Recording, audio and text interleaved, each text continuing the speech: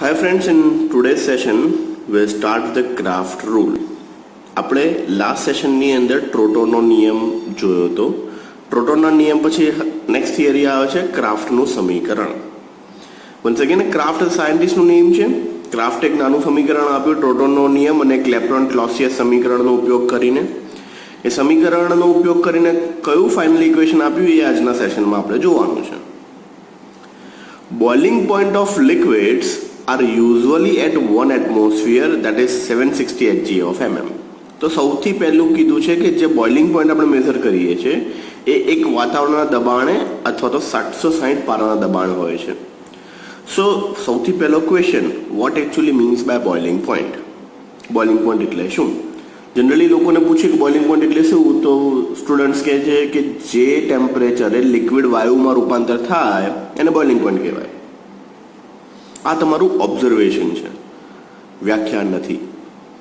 ડેફિનેશનનો મતલબ શું થાય કે at a particular pressure or at particular temperature when the pressure of liquid is equal to the atmospheric pressure. એ તાપમાને જ્યારે પ્રવાહીનું દબાણ વાતાવરણના દબાણ જેટલું થઈ જાય એ તાપમાનને તે પ્રવાહીનું બોઇલિંગ પોઈન્ટ કહેવામાં આવે છે. Boiling point, the temperature at which the system pressure is equal to the atmospheric pressure. System pressure means liquid nu pressure. Atmospheric pressure જેટલું થઈ જાય, that is entitled as boiling point of a liquid. But this exactly pressure is rarely obtained under the ordinary experimental condition. Means it is really very difficult to maintain a 1 atmosphere pressure or 760 Hg of mm in a ordinary science chemistry laboratory. Means જ્યારે પણ તમે boiling point માપતા હો ત્યારે તમારે barometer પર check કરવું પડે કે તમારું જે આ બોઇલિંગ પોઈન્ટ આવ્યું એ એક્ઝેક્ટ 1 એટમોસ્ફિયર ઉપર છે, મીન્સ 760 પારાના દબાણે છે, કે કોઈક અલગ ટેમ્પરેચર પર છે, અલગ પ્રેશર ઉપર છે. So it is really very difficult to maintain a 1 atmosphere pressure, or you can say that 760 Hg of mm. A simple equation for correcting the boiling point to the standard pressure would thus be useful. So જો 760 Hg of mm આપણે maintain ના કરી શકતા હોય તો given pressure પર અથવા તો આપેલા દબાણ ઉપર એક્ઝેક્ટ બોઇલિંગ પોઈન્ટ મેઝર કરવા માટે કોઈક કેમિકલ ઇક્વેશનની જરૂર છે. એ જે કેમિકલ ઇક્વેશન જે છે એ ક્રાફ્ટે આપ્યું. It is really very difficult to maintain 1 atmosphere pressure in ordinary condition.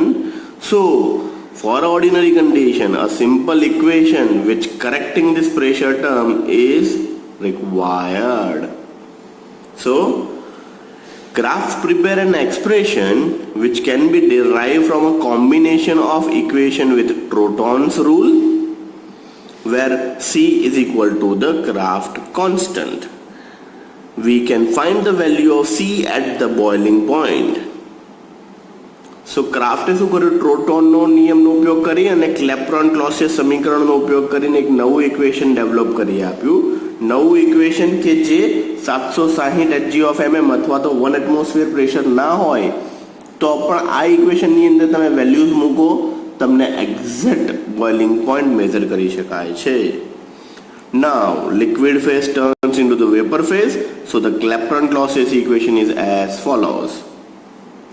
હવે Clapeyron-Clausiusનું જે સમીકરણ હજી સુધી આપણે ડિરાઈવ કર્યું નથી, નેક્સ્ટ સેશનની અંદર જે આપણે ડિરાઈવ કરવાના છે, અત્યારે ટાઈમ બિંગ તમે એને યાદ રાખી લો કે ભાઈ Clapeyron-Clausiusનું સમીકરણ શું કહેવા માંગે છે. બરોબર છે? તો Clapeyron-Clausiusનું સમીકરણ અહીંયા નીચે સ્ટાર્ટ કરીએ છીએ. ટાઈમ બિંગ યાદ કરી લો. નેક્સ્ટ સેશનમાં આપણે આખું આ ડિરાઈવ કરવાનું છે. સો Clapeyron-Clausiusનું સમીકરણ શું છે? dP by dt is equal to LV TB Vg minus VL. આ સમીકરણને Clapeyron-Clausiusનું સમીકરણ કહેવામાં આવે છે. આ સમીકરણને છેદ અને અંશને ઉલટાવી નાખતા denominator becomes numerator, numerator becomes denominator. So dt by dP TB Vg minus VL upon LV. દરેકે દરેક પદ સમજો. TB એટલે શું છે? Boiling point temperature. VG એટલે વોલ્યુમ ઓફ ગેસ. VL એટલે વોલ્યુમ ઓફ લિક્વિડ. LV એટલે લેટન્ટ હીટ ઓફ વેપરાઇઝેશન. હવે આપણે જે લાસ્ટ સેશનમાં સ્ટાર્ટ કર્યું હતું, VG is very very greater than to VL. means the volume of gas is really very large as compared to this volume of liquid. Due to this, Vg minus Vl is approximately Vg. Vg minus Vl is approximately Vg. So dt upon dp is equal to Tb Vg upon Lv. dt upon dp is equal to Tb Vg upon Lv. બરોબર છે. એટલે આનો મતલબ શું થયો, આપણે last time પણ સમજ્યા હતા કે ભાઈ જો તમારી પાસે 10 લાખ રૂપિયા પડ્યા હોય ને 1 રૂપિયો પડી જાય તો 10 લાખમાંથી 1 રૂપિયો માઇનસ કરો કે ના કરો, doesn't make any difference. So volume of gas is really very high as compared to this volume of liquid. So Vg માંથી Vl minus કરો કે ના કરો, doesn't make any difference. That's why we'll put it as a Vg. એટલે ઉપરોક્ત જે ક્લેપ્ટન-ટોસેર સમીકરણ છે એ થઈ ગયું dt upon dp Tb Vg upon Lv. હવે નેક્સ્ટ Vg ની વેલ્યુ ક્યાંથી મળશે? Vg ની વેલ્યુ આપણને મળશે આદર્શ વાયુ સમીકરણ ઉપરથી. આદર્શ વાયુ સમીકરણ શું સમજ્યા હતા? PV is equal to nRT. So PV is equal to nRT.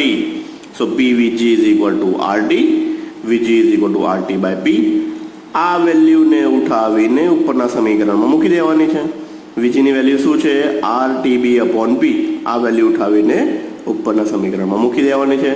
So instead of Vg, now we'll write it down RTB upon P. So Vg ની વેલ્યુ ઉપરના સમીકરણમાં મૂકી દો તો એ સમીકરણ શું થઈ જશે? dt upon dp is equal to Tb upon Lv, RTB upon P. So basically this is RTB square, Lv upon P, dt upon dp થઈ ગયો. dt ને સૂત્રનો કરતા બનાવો, dp સામે ચલો જતો રહ્યો તો dt is equal to Tb upon Lv, R by P, Tb into dp. Now Tb upon Lv શું છે? 1 upon 21. યાદ આવે છે ટ્રોટોનનો નિયમ Lv upon Tb is equal to 21. Proof કર્યું હતું કે નતું કર્યું? તો Tb upon Lv શું થઈ જાય? 1 upon 21. Now પ્રેશર શું હોય? 760 પારાના દબાણે. R શું હોય?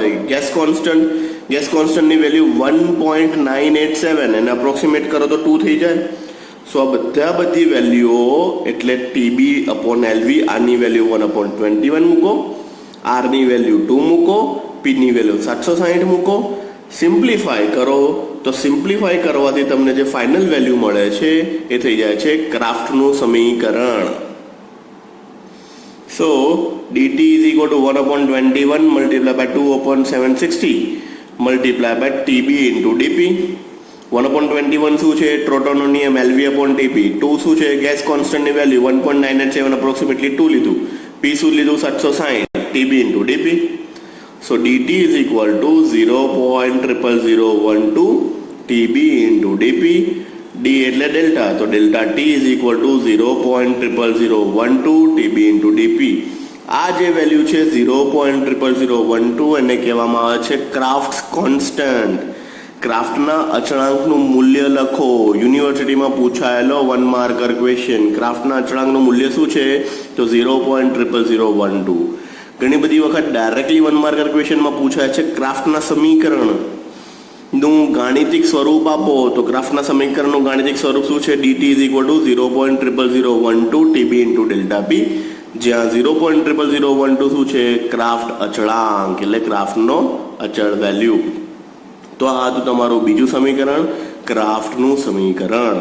તો સિલેબસ પ્રમાણે પહેલા સેશનમાં આપણે જોયું ટ્રોટોનનો નિયમ, આજે બીજા સેશનમાં જોયું ક્રાફ્ટનું સમીકરણ. નેક્સ્ટ સેશનમાં આપણે સ્ટાર્ટ કરીશું ક્લેપ્ટન-ક્લોસિયસનું સમીકરણ. Thank you.